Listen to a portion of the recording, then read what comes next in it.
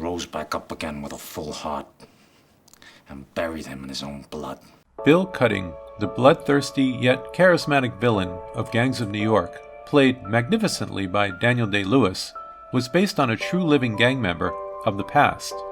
But who was the real Bill Cutting, and what was his mark on New York City history? In the raucous streets of 19th century New York City, there stood a man of larger proportions and wilder exploits than the common folk.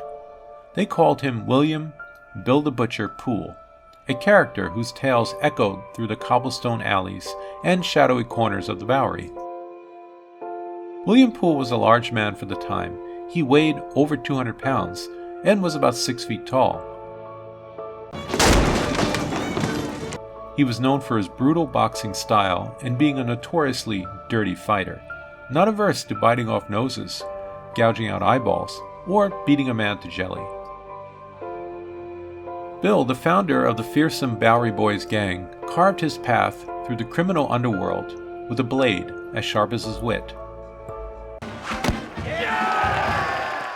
The Irish Catholic gang stood no chance against his bare-knuckle prowess, earning him not only respect in the gritty streets, Now everything you see belongs to me, to one degree or another. but a place in a know-nothing political party, a political conclave that grew like a weed in the fertile soil of Nativist sentiment. Born to English parents in Sussex County, New Jersey in 1821, Bill's journey led him to the bustling labyrinth of New York City. His parents, owners of a butcher shop in Washington Market in Manhattan, set the stage for a man destined to wield a knife, not just for cutting meat, but also for carving out a notorious legend. They dubbed him the Butcher, not just for his profession, but for the brutal ballet he conducted in the ring.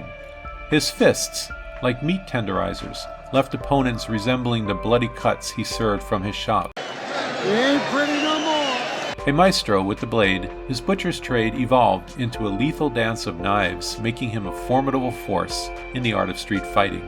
The Bowery Boys, under Bill's command, donned a peculiar uniform: stovepipe hats, fiery red shirts, and pants tucked into boots, mimicking firemen. They weren't just thugs, they were a spectacle, strutting through the Five Points neighborhood like kings with a penchant for street brawls. The Five Points was located in what is now Chinatown in Lower Manhattan. In those tumultuous times, street gangs were more than mere criminals. They filled the void left by a neglectful city. In the 1840s, he worked with the Howard Red Rover Volunteer Fire Engine Company No. 34 on Hudson and Christopher Streets. Bill, ever resourceful, even gathered a gang of volunteer firemen, ensuring that his influence reached into every crevice of the urban sprawl. Firefighting turned into a battleground, with rival gangs like the Dead Rabbits engaging in fisticuffs while buildings blazed. The mid-19th century saw a tidal wave of European immigrants flooding into the United States. Go back to Ireland, you dumb mitt! The Know Nothing Party, a cloak and dagger creation born in the cauldron of the Order of the Star-Spangled Banner, beckoned those who declared ignorance, hence the moniker Know Nothing.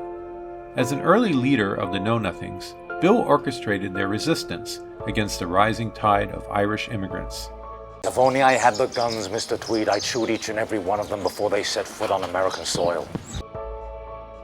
Enter John Morrissey, a burly Irishman from Tammany Hall whose path collided with Bill's in a clash of fists and ballots. All right, line them up. It's election day.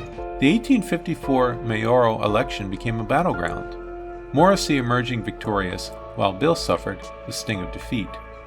A subsequent boxing match ended in Bill's favor, but whispers of foul play lingered like ghosts in the alleys. The final chapter unfolded in the dimly lit recesses of Stanwix Hall Bar on that fateful February night in 1855. Insults turned to blows, and a skirmish erupted.